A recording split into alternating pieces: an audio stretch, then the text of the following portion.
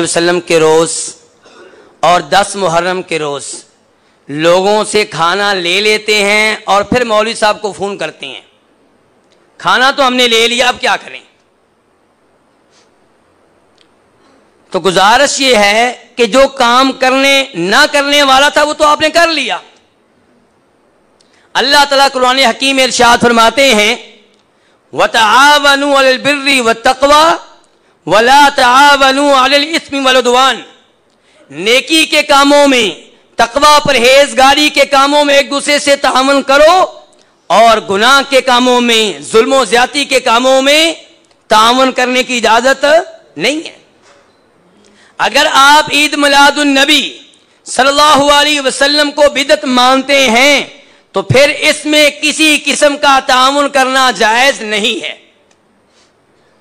آپ کا پڑوسی ہے، آپ اس سے سلام دعا رکھیں، آپ اس کی بیٹی کی شادی کے موقع پہ اس کی مدد کرنا چاہتے ہیں، کریں، کوئی مسئلہ نہیں۔ وہ گھر بنا رہا ہے، گھر بنانے کے سلسلے میں اس کی مدد کرنا چاہتے ہیں، کریں، لیکن عید میلاد النبی کے معاملے میں تعاون کرنے کی اجازت نہیں ہے۔ میرا پہلا سوال یہ ہے کہ آپ کو اس نے کھانا بھیجا کیوں؟ اسی لیے بھیجا ہے نا کہ آپ نے اس کو کبھی سمجھایا ہی نہیں کہ کام غلط ہے۔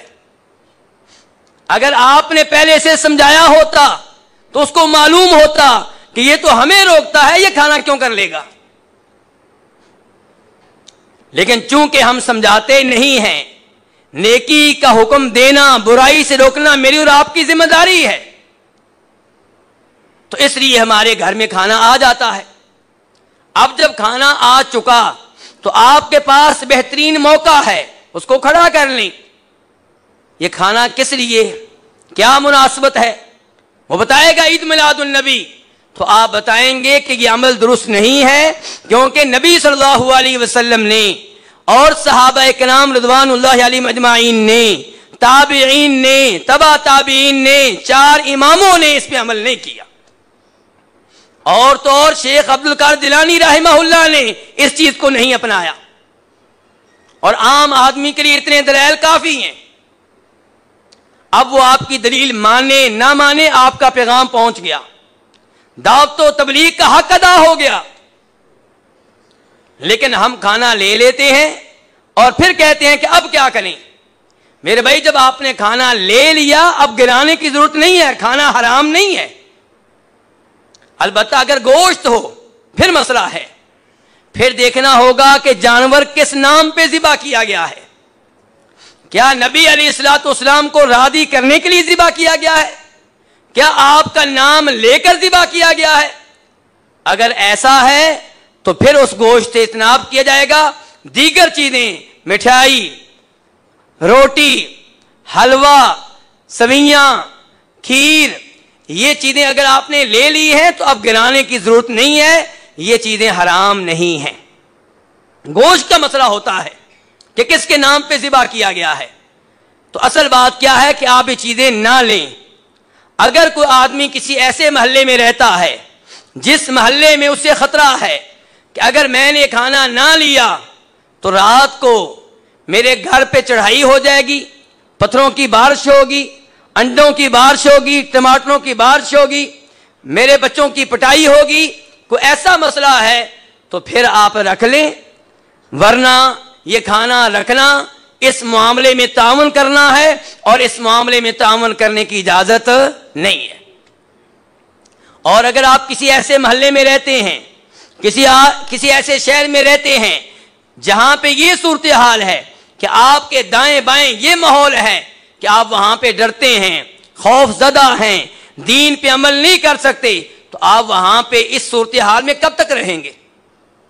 اپنی رہائش کو منتقل کریں یا پھر وہاں پہ دعوت و تبلیغ کا آغاز کریں۔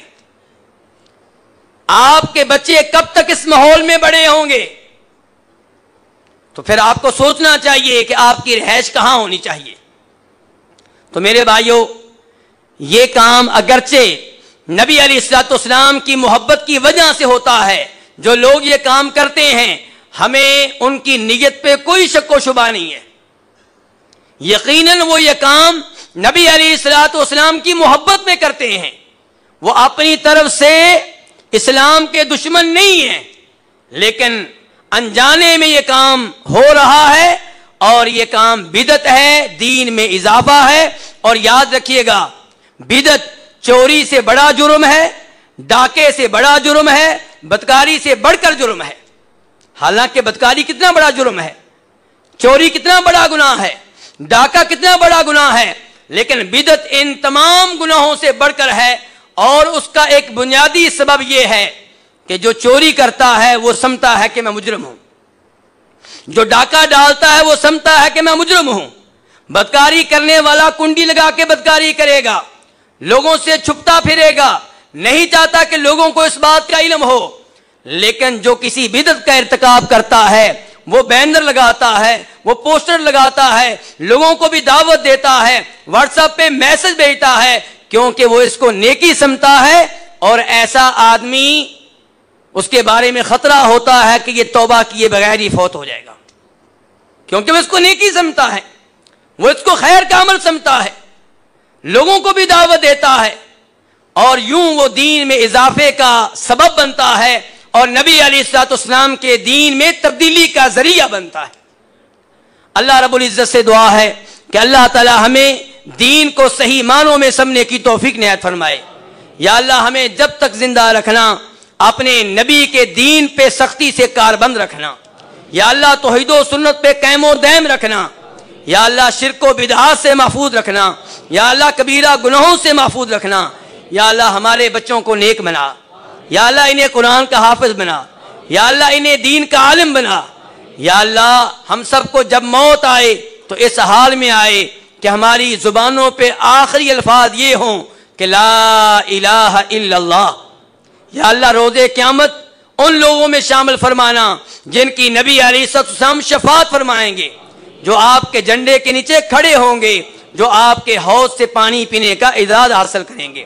یا اللہ جتنے مسلمان مریض ہیں سب کو شفا دے، یا اللہ جو پریشان ہیں ان کی پریشانیاں دور فرما، یا اللہ جن پہ قرضہ ہے ان کی قرضہ اتارنے کے سلسلے میں مدد فرما، یا اللہ ہمارے ملک پاکستان کی حفاظت فرما، یا اللہ دین کے لحاظ سے بھی دنیا کے لحاظ سے بھی، یا اللہ یہاں کے حکمرانوں کو دین سمجھنے کی توفیق دے اور دین کو بطور شریعت نافذ کرنے کی توفیق دے۔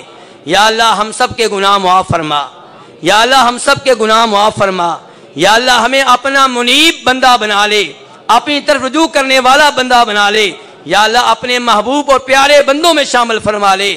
یا اللہ روز قیامت ہمیں ساتھ ملے نبیوں کا، صالحین کا، شہداء کا، وحسن اولئک رفیقا، وصلی اللہ